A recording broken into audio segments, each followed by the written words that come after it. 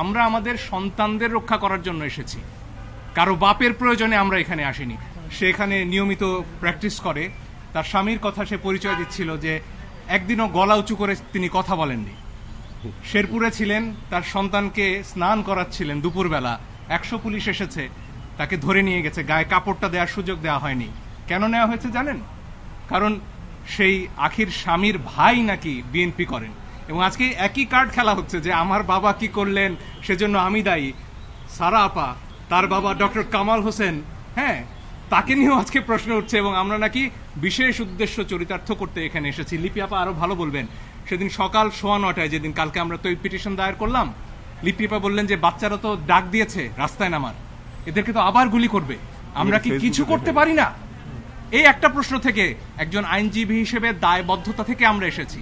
আধা ঘন্টার মধ্যে পিটিশন ড্রাফট করে আমরা বলেছি যেভাবে পারে যে পারে যেন এই গুলিটা থামানোর চেষ্টা করা হয়। আমরা আমাদের সন্তানদের রক্ষা করার জন্য এসেছি, কারো বাপের প্রয়োজনে আমরা এখানে আসিনি। আমরা লিপি আপা আরো ভালো বলতে পারবেন। যেটা হয়েছে যে আমরা এখানে এসেছিলাম সম্পূর্ণ একটা অরাজনৈতিক, আমাদের শিশু মানে যারা আছেন আন্দোলনকারীরা বা বাচ্চারা যারা মাঠে নামছে তাদের জীবনটা রক্ষা করার জন্য, এবং যারা মারা গিয়েছেন তাদের কি বলবো যে তাদের মৃত্যুটা যে স্বাভাবিক মৃত্যু ছিল না সেগুলোর জন্য। তো এটিকে সামহাও আজকে আমরা যেটা দেখেছি যে অনেক আইনজীবীরা পিছন থেকে একটা রাজনৈতিক রূপ দেওয়ার চেষ্টা করেছেন।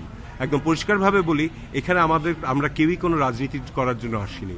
লাশের উপরে রাজনীতিবিদরা করেন, আইনজীবীরা করেন না, এটা আমি সম্পূর্ণভাবে বিশ্বাস করি। জিনিস যেটা হচ্ছে গণতন্ত্র কমিশনের যে এটা রয়েছে সেটি হচ্ছে যে আপনারা সবাই দেখেছেন যে আবু সাইদ কিভাবে মারা গিয়েছিল। আবু সাইদ যখন মারা গিয়েছিল তারপরে যে এফআইআরটা হলো সেটাতে বলা হলো যে জনগণের ছোড়া ইটে উনি মারা গেছেন।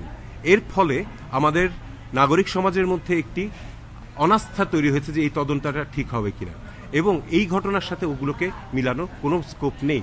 এবং আমাদের যে জুডিশিয়াল কমিটি হয়েছে 1 সদস্য বিশিষ্ট, সেটি হয়েছে প্রথম দিনের 6 জনের জন্য। বাকি সবগুলোকে কিভাবে হলো সে বিষয়ে জনতার কাছে একটা দায়বদ্ধতা নিয়েই এই কমিটি হয়েছে।